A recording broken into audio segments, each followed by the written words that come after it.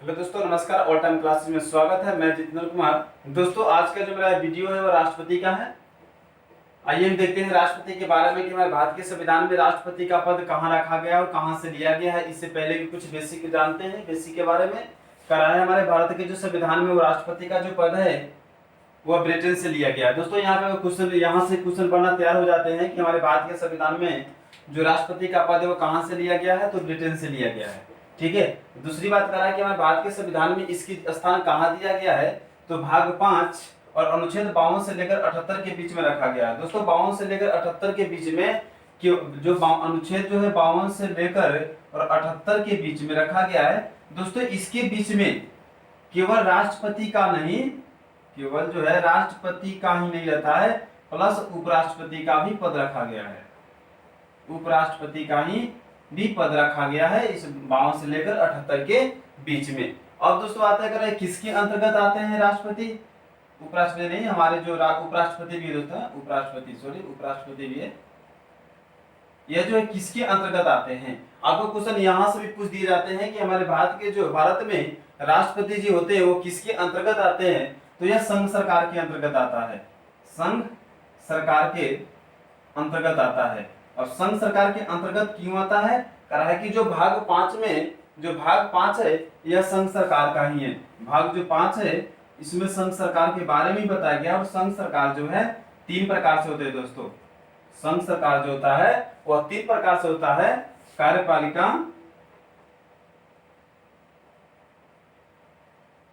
विधायिका और न्यायपालिका। ठीक है। तो यह कार्यपालिका के अंतर्गत आता है जो राष्ट्रपति का पद है दोस्तों। ठीक है।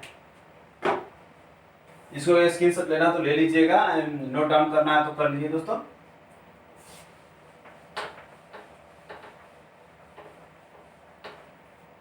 अब कह रहा है कि हमारे भारत के संविधान में प्रथम जो राष्ट्रपति है वो डॉक्टर राजेंद्र प्रसाद है, जिन्होंने 2 बार लगातार राष्ट्रपति बन चुके हैं। जो कि पहला जो बने थे 1950 में, दूसरा 1950 से लेकर 62 तक इनका कार्यकाल किया रहा था।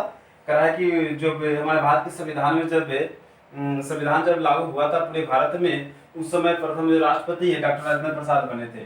ठीक है। तो यह भी क्वेश्चन यहाँ से भी क्वेश्चन पूछ दिया जाता है कि हमारे भारत के संविधान में प्रथम राष्ट्रपति कौन है, तो डॉक्टर राजेंद्र प्रसाद है। इनका कार्यकाल कब से कब तक रहा, तो 1950 से लेकर के 1962 तक, और 63 में इनका मृत्यु हो गया है। ठीक है। अब आइए हम राष्ट्रपति के बारे में देखते हैं। कहा है कि राष्ट्रपति से संबंधित कुछ महत्वपूर्ण जो अनुच्छेद है, आइए हम उसके बारे में देखते हैं। कहा है कि अनुच्छेद 52 जो अनुच्छेद है वह 52 में कहा गया है कि इसके पद के बारे में बताया गया है कि हमारे भारत में एक राष्ट्रपति होना चाहिए। ठीक है। भारत में जो है एक राष्ट्रपति होना चाहिए। 53 में कहा है इसकी शक्ति। इसको छोड़ देते हैं दोस्तों, क्योंकि इसको जो हम स्पेशल वीडियो लेकर आएंगे इसकी शक्ति के बारे में, राष्ट्रपति की शक्ति के बारे में, जो हम इसका अलग ही एक वीडियो डालेंगे उसमें हम देख लेंगे। ठीक है। उसके बाद आता है निर्वाचक मंडल। हमारे भारत के संविधान में कहा है कि निर्वाचक मंडल, तीसरा स्थान है निर्वाचक मंडल। होता क्या है, आइए हम उसके बारे में देखते हैं। ठीक है। कहा है कि निर्वाचक जो मंडल है, अनुच्छेद 54 में करा निर्वाचक मंडल, निर्वाचक मंडल। दोस्तों, करा है कि हमारे राष्ट्रपति का चुनाव कैसे होता है, तो राष्ट्रपति का जो चुनाव है अप्रत्यक्ष रूप से होता है। अप्रत्यक्ष रूप से होता है। कहा अप्रत्यक्ष रूप से, यानी कि जो डायरेक्ट जो पब्लिक है, जो जनता है, वह डायरेक्ट राष्ट्रपति को वोट नहीं देता है, क्योंकि जो पब्लिक है, जो जनता द्वारा चुना जाता है, जैसे विधायक हो गया, मुखिया हो गया, इन लोगों को चुन दिए जाते हैं और उन लोगों ने ही राष्ट्रपति को चुनाव करते हैं। डायरेक्ट जो है जनता वोट राष्ट्रपति को नहीं देते हैं, यह देते हैं विधायक, मुखिया वगैरह के, विधायक वगैरह के वोट देते हैं। और विधायक वगैरह जो है एक दूसरे के सहायता से उनको जो राष्ट्रपति के चुनाव किया जाता है, यह प्रत्यक्ष रूप से नहीं किया जाता दोस्तों। प्रत्यक्ष रूप से जो चुनाव होता है वो मुखिया का किया जाता है, विधायक का किया जाता है, अलग अलग चुनाव किया जाता है। लेकिन जो राष्ट्रपति का पद है वो अप्रत्यक्ष रूप से किया जाता है। तो आपकी क्वेश्चन यहाँ से भी बन जाती है कि राष्ट्रपति का जो चुनाव है वो कैसे किया जाता है, तो अप्रत्यक्ष रूप से किया जाता है। ठीक है, अब कह रहा है कि दोस्तों इसके इसके जो अलावा है, कह रहा है कि निर्वाचक मंडल, कह रहा है कि हमारे भारत के संविधान में अप्रत्यक्ष रूप से राष्ट्रपति का चुनाव तो किया जाता है, लेकिन कौन कौन से सदस्य इनके चुनाव में भाग ले सकते हैं, तो कह रहा है राज्यसभा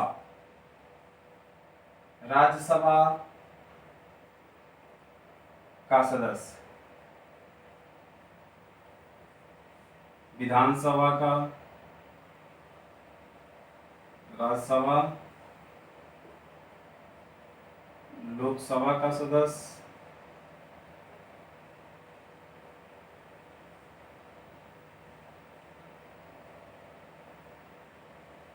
विधानसभा का सदस्य,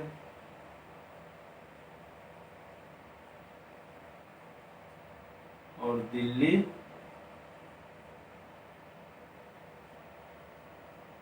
पुदुचेरी विधान परिषद का सदस्य।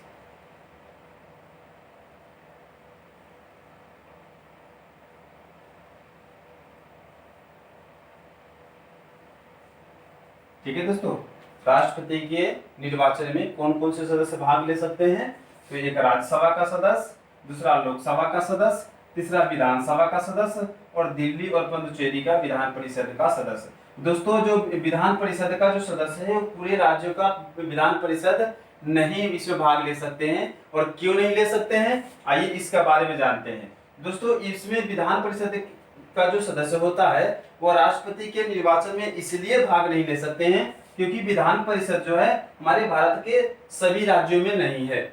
यह जो है केवल 7 राज्यों में ही है विधान परिषद, 7 राज्यों में विधान परिषद है, इसलिए विधान परिषद की जो सदस्य होते हैं वह राष्ट्रपति के चुनाव में भाग नहीं लेते हैं। ठीक है, अगर दर्जा दे दिया जाए तो किसी राज्य में ज्यादा हो जाएंगे तो किसी राज्य में कम, जिस राज्य में परिषद है उसमें ज्यादा हो जाएंगे और जिसमें नहीं है उसमें कम हो जाएंगे, इसलिए इसे अधिकार नहीं दिया गया है। ठीक है, और ये देते हैं राज्यसभा और लोकसभा, विधानसभा, करें इनका जो सदस्य है राष्ट्रपति के निर्वाचन में भाग लेते हैं। और क्या इसमें ये बताइए, क्या राज्यसभा, लोकसभा और विधानसभा के सभी सदस्य भाग ले सकते हैं? ऐसा नहीं है दोस्तों, केवल जो निर्वाचन द्वारा बना है सदस्य, इसमें 2 तरह का सदस्य होते हैं, एक तो निर्वाचन द्वारा किया जाता है और दूसरा होता है मनोनीत द्वारा। तो जो इसमें केवल दोस्तों यहाँ पे याद रखने की सबसे आसान तरीका, यह है दोस्तों कि ये भी जो राज्यसभा है, लोकसभा और विधानसभा है, इन तीनों का सिर्फ निर्वाचन सदस्य, जो मत द्वारा सदस्य बने हैं, सिर्फ जो मत द्वारा सदस्य बन चुके हैं या बने हुए हैं, सिर्फ वही का अधिकार दिया गया है इनके चुनाव में भाग लेने का। जो मनोनीत रूप से आए हुए हैं, जो मनोनीत रूप से सदस्य बने हुए हैं, उसे अधिकार नहीं दिया गया है। ठीक है, तो हम इसके बारे में देख लिए निर्वाचन मंडल के बारे में। अब करा है निर्वाचन नियम, जो निर्वाचन जो है अनुच्छेद 55 में करा है, 55 में करा है निर्वाचन नियम,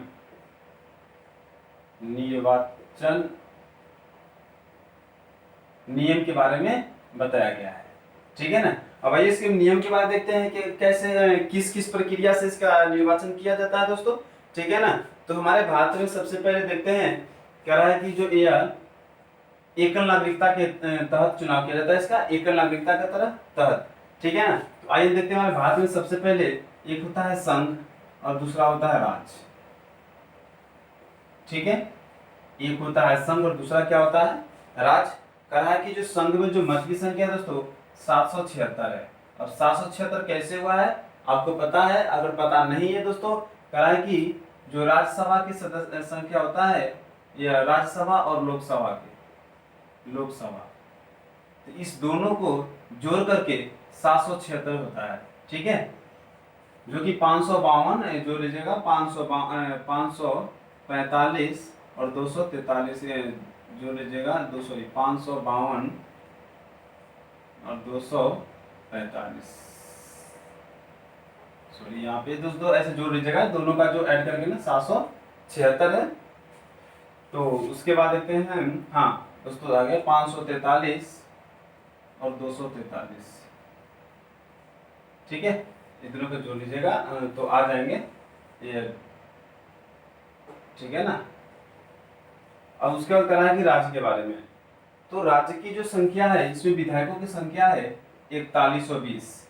अब यहाँ देखिए, यहाँ संघ है और यहाँ राज्य है। संघ में सीटों के मतों की सीटों की संख्या कितनी है 776 और राज्य में कितनी है 4120। लेकिन यह इम्पॉसिबल है, तो इन दोनों को बराबर कैसे कर सकते हैं? हमें इस दोनों को समान रूप से बराबर करना है। तो बराबर करने के लिए क्या किया गया है, यह फॉर्मूला दिया गया है। अगर एक विधायक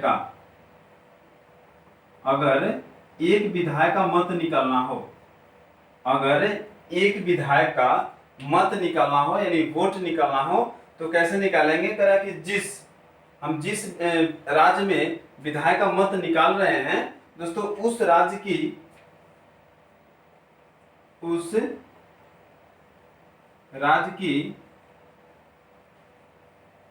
कुल जनसंख्या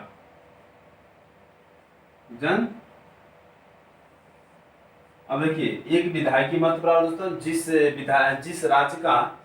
राज्य के विधायक का मत निकाल रहे हैं, कह रहा है कि उस राज्य के, हमारे देखते हैं उस राज्य की कुल जनसंख्या बटे राज्य का विधानसभा की संख्या, विधानसभा की कुल संख्या, ठीक है, कुल संख्या और गुणे यहाँ अपन होते हैं गुणे 1/1000। अगर इस पे आप बैठा दीजिएगा तो एक विधायक का मत निकल जाएगा। अगर यह राज्य में है दोस्तों, यह जो है राज्य में है, अगर हमें केंद्र में निकलना हो यानी एक सांसद के अगर निकालना हो तो क्या करेंगे? तो करा कुल विधायक की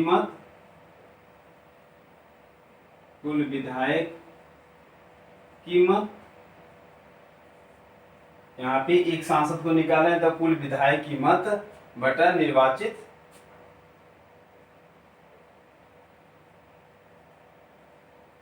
सदस्यों की संख्या, ठीक है। ये देख लीजिए अनुच्छेद 5वां में क्या गया, निर्वाचन के नियम, यानी कि जो राष्ट्रपति का जो चुनाव होता है उनकी प्रक्रिया के बारे में बताया गया, उसके नियम के बारे में बताया गया कि कैसे कैसे उनका चुनाव किया जाता है। तो संघ में देखते हैं 776 है और राज्य में देखते हैं 4120 है, यानी कि राज्यों में जो है वो विधायकों की संख्या 4120 है, इनमें 776 है। दोनों को हमें इक्वल कैसे करना है?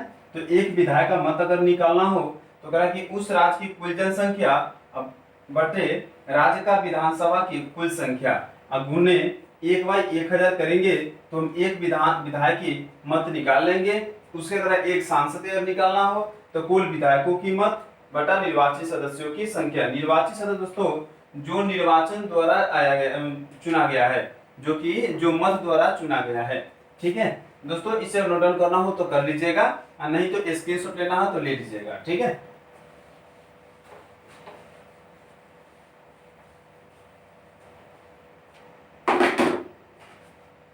आइए उसके बाद देखते हैं आर्टिकल 56। उसके बाद आर्टिकल 56 का रहा है अनुच्छेद 56 में कार्यकाल, इनका कार्यकाल क्या होता है? इनका जो कार्यकाल होता है दोस्तों, जब राष्ट्रपति, काफी गर्मी है दोस्तों, क्या करें। आइए देखते हैं अनुच्छेद 56 करा कि इनका कार्यकाल, राष्ट्रपति का जो कार्यकाल है ये कितने दिनों का होता है? तो इनका जो कार्यकाल है दोस्तों वह 5 वर्ष का होता है, 5 वर्ष का होता है। जब राष्ट्रपति जी हमारे बनकर के पद पे बैठ जाते हैं, यानी इनका जो हम पद ग्रहण कर लिए, निर्वाचन मंडल से आगे का नियम आ गए और हमारे राष्ट्रपति जी बनकर के कुर्सी पे बैठ चुके हैं हमारे भारत में, तो जो बैठ गए तो उनका समय निर्धारित किया गया है कि ये कितने दिन तक हमारे भारत में राष्ट्रपति बने रहेंगे। दोस्तों जब वो कुर्सी पर जिस दिन से बैठते हैं, पद ग्रहण करते हैं, उस समय से लेकर के इनका 5 वर्ष जिस समय पूरा हो जाता है उन समय इन्हें हटा दिए जाते हैं। अगर बीच में इन्हें त्याग पत्र देना हो या हटना हो तो ये अपना त्याग पत्र दे करके और हट सकते हैं। तो ये अपना जो त्याग पत्र देंगे दोस्तों वह उपराष्ट्रपति को देंगे, वह उपराष्ट्रपति को देंगे और दे करके और अपना हट जाएंगे पद से। और उपराष्ट्रपति जी क्या करते हैं, इसकी सूचना जो है राज्यसभा में दे दी जाते हैं। जितने 14 दिन के अंदर में 14 दिन तक जो है अपना राष्ट्रपति जी हमारे यह देते हैं संसद में। ठीक है, उसके बाद आइए कह है कि पुनर्निर्वाचन अनुच्छेद 56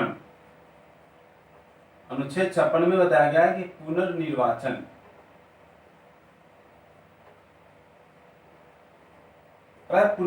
दोस्तों हमारे भारत के संविधान में यह नहीं बताया गया है कि हमारे भारत के संविधान में यह नहीं तय किया गया है कि एक व्यक्ति है वह कितने बार राष्ट्रपति बन सकते हैं।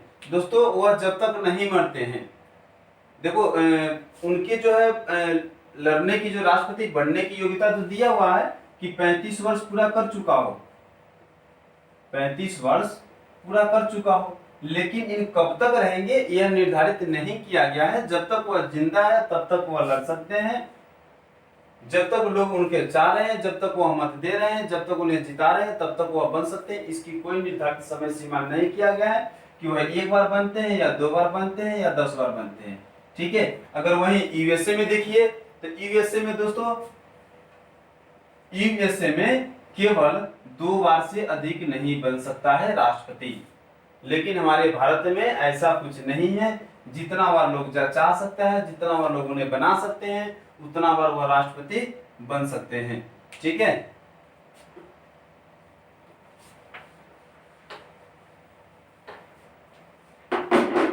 उसके बाद आ रहा है योग्यता अनुच्छेद 58। अब कह रहा है कि इनका योग्यता क्या होना चाहिए, योग्यता क्या होनी चाहिए। ठीक है, राष्ट्रपति बनने के लिए योग्यता क्या होना चाहिए। दोस्तों राष्ट्रपति जो बनने के लिए सबसे पहले योग्यता कर रहा है कि वह भारत का नागरिक हो, वह जो है भारत का नागरिक हो, नागरिक हो। जो व्यक्ति राष्ट्रपति में लड़ रहे हैं वह कहाँ के नागरिक हो, वह भारत का नागरिक हो। दूसरा कह रहा है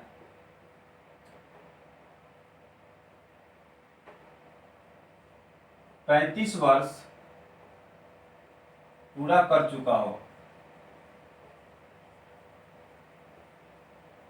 कर चुका। दोस्तों इनकी 35 वर्ष से अगर 35 वर्ष चल भी रहा है तो भी वह इलेक्शन में नहीं लड़ सकते हैं राष्ट्रपति के, यानी 35 वर्ष पूरा कर चुका हो, यानी कहने का मतलब 35 प्लस ही होना चाहिए, या 36 हो या 37 हो जो भी हो, लेकिन 35 नहीं 35 प्लस होना चाहिए, तब राष्ट्रपति के पद पे या आ सकते हैं या लड़ सकते हैं। ठीक है,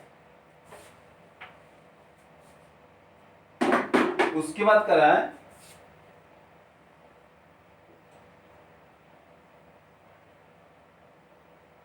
लोकसभा के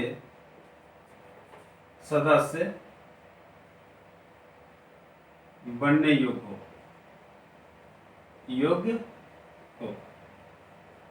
तीसरा कहा है कि लोकसभा के सदस्य बनने योग्य हो। दोस्तों पहले वो लोकसभा सदस्य बने या ना बने उससे कोई मतलब नहीं रखता है, लेकिन उनकी जो योग्यता होनी चाहिए कि जो लोकसभा के सदस्य बन सकते हैं। ठीक है ना, अब आइए हम चौथा देखते हैं। 4 नंबर में क्या है, कराए कि किसी लाभ के पद पर ना हो, लाभ के पद पर ना हो, ना हो। ठीक है, कहा है एक व्यक्ति के पास ये चारों गुण होना चाहिए, और भारत के नागरिक हो, दूसरा वह 35 वर्ष पूरा कर चुका हो, तीसरा लोकसभा के सदस्य के योग्य हो, और चौथा वह लाभ के पद पर ना हो। दोस्तों लाभ के पद का मतलब है कि अगर वह मंत्री हो या विधायक हो या सांसद में हो, ऐसे नहीं है तो उसे हम लाभ के पद नहीं मान सकते हैं। लाभ के पद यहाँ से तात्पर्य है कि वह किसी भी गवर्नमेंट जॉब में ना हो, किसी भी गवर्नमेंट जॉब में ना हो, उससे हम लाभ के पद, जो अगर गवर्नमेंट के पद में है तो वह राष्ट्रपति के पद पे नहीं लड़ सकते हैं। लेकिन आज के समय में गवर्नमेंट जॉब होते हैं किसको है, गिने चुने लोगों को तो गवर्नमेंट जॉब होते हैं दोस्तों। ठीक है, चल बात करने लगे दोस्तों, क्या अगर किसी भी व्यक्ति के पास यह चारों युग है तो क्या वो राष्ट्रपति के पद में लड़ सकते हैं? ऐसा नहीं है, कभी नहीं दोस्तों। अगर इन चारों में हो तो दोस्तों आज के समय में किसी भी जो 99% लोगों के पास में जो है यह योग्यता मिल चुका है, तो अगर राष्ट्रपति के पद में अगर इतना हो तो दोस्तों लाखों लाख की संख्या में राष्ट्रपति की पद के लिए अपना अप्लाई कर सकते हैं, वो इलेक्शन में आ सकते हैं। लेकिन यह ऐसा नहीं है, अगर इतना से नहीं होता दोस्तों, राष्ट्रपति के पद में लड़ने के लिए इन चारों तो चाहिए ही चाहिए। इसके साथ चाहिए दोस्तों कराएं कि उसे जो राष्ट्रपति लड़ रहे हैं उनसे 15,000 रुपये आरबीआई के खाता में जमानत कर दी। आरबीआई या सरकारी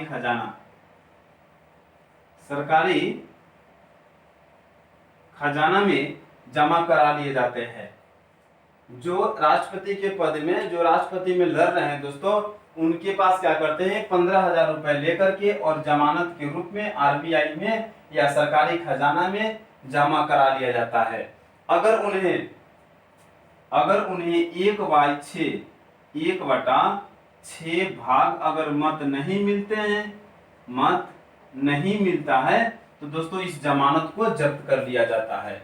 ठीक है, इस जमानत को जब्त कर लिया जाता है। अगर उन्हें 1/6 भाग से अधिक मत मिल जाते हैं तो यह जमानत राशि पुनः वापस कर देता है। अगर वह राष्ट्रपति बन जाते हैं तो भी इनका जो जमानत राशि है वह पूर्ण रूप से वापस कर दिए जाते हैं। ठीक है, अब इसके अलावा भी करा दोस्तों, अभी इसके अलावा एक और बात है कहा कि जो व्यक्ति राष्ट्रपति लड़ रहे हैं इसके पक्ष में 50 व्यक्ति का अनुमोदन होना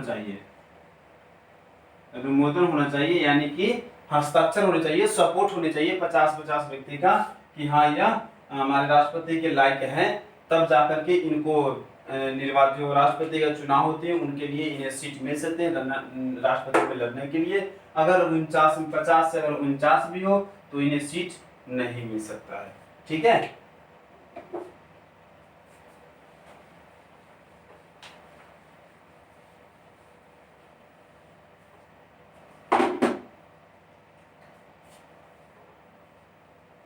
अब इसका अनुच्छेद 60 करा शपथ।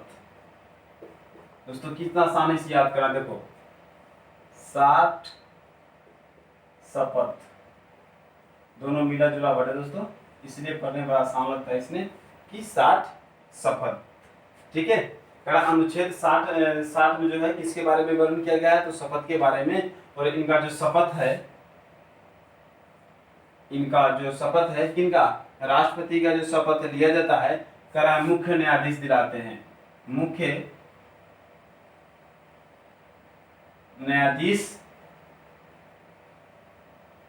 दिलाते हैं। ठीक है, या इन्हें न रहने पे वरिष्ठ जो न्यायाधीश होते हैं वह दिलाते हैं। अगर इन्हें अनुपस्थित अगर या न रहते हैं तो जो वरिष्ठ न्यायाधीश रहते हैं वह दिलाते हैं। तो वरिष्ठ न्यायाधीश किसकी, सुप्रीम कोर्ट की। जो सुप्रीम कोर्ट की वरिष्ठ न्यायाधीश होते हैं वो इनकी शपथ लेते हैं।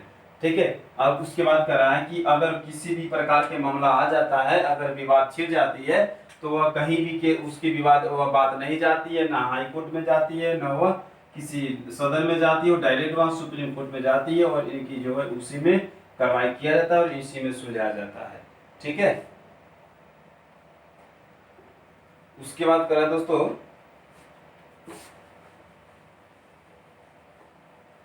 महाभियोग, अनुच्छेद 61 में महाभियोग क्या होता है ये देखते हैं। करा कि राष्ट्रपति जी, अब आइए हमारे राष्ट्रपति जी पद पे निर्वाचन किए, चुनाव किए, बैठ के पद पे बैठ के कार्यकाल कर रहे हैं। कार्य करने के बाद में उनका जो है कार्यकाल निर्वाचन पुनः हो गया, योग्यता भी हो गया, शपथ भी हो गया। अब आता है महाभियोग। महाभियोग क्या होता है दोस्तों, अगर हमारे राष्ट्रपति अगर कोई गैर कानूनी काम कर रहे हैं या गैर कानूनी ढंग से काम कर रहे हैं, जो संवैधानिक तौर से नहीं कर रहे हैं, तो उसके लिए महाभियोग चलाए जाते हैं। अगर कोई राष्ट्रपति कोई गलत काम कर रहे हैं तो यह महाभियोग चला जाता है। और महाभियोग चलाने के बाद यह महाभियोग चलाया जाता है कहाँ पे, तो लोकसभा और राज्यसभा, लोकसभा और राज्यसभा दोनों में चलाए जाते हैं। यार दोनों मिलके क्या बनता है, सदन। ठीक है ना, लोकसभा और राज्यसभा चलाया था महाभियोग। और उसके बाद कह रहा है कि महाभियोग चलाने के बाद में इन पे कार्रवाई किया जाता है। कह रहा है कि यह चलाने से पहले, महाभियोग चलाने से पहले 14 दिन पहले क्या किया जाता है, राष्ट्रपति को बता दिया जाता है कि आपके ऊपर महाभियोग चलाने जा रहे हैं। ठीक है, अगर इसके बीच में, यानी किसके बीच में, 14 दिन के बीच में अगर इन्होंने अपना त्याग पत्र दे दिए जाते हैं तो यह महाभियोग नहीं चला जाता है, बंद कर दिया जाता है। लेकिन अगर यह 14 दिन अगर इसकी रिपोर्ट देने के बावजूद राष्ट्रपति बोलते हैं कि नहीं मैं त्याग पत्र नहीं दूंगा, तब यह महाभियोग चलाए जाते हैं और महाभियोग चलाने के क्रम में इसे पद से हटा दिए जाते हैं। ठीक है,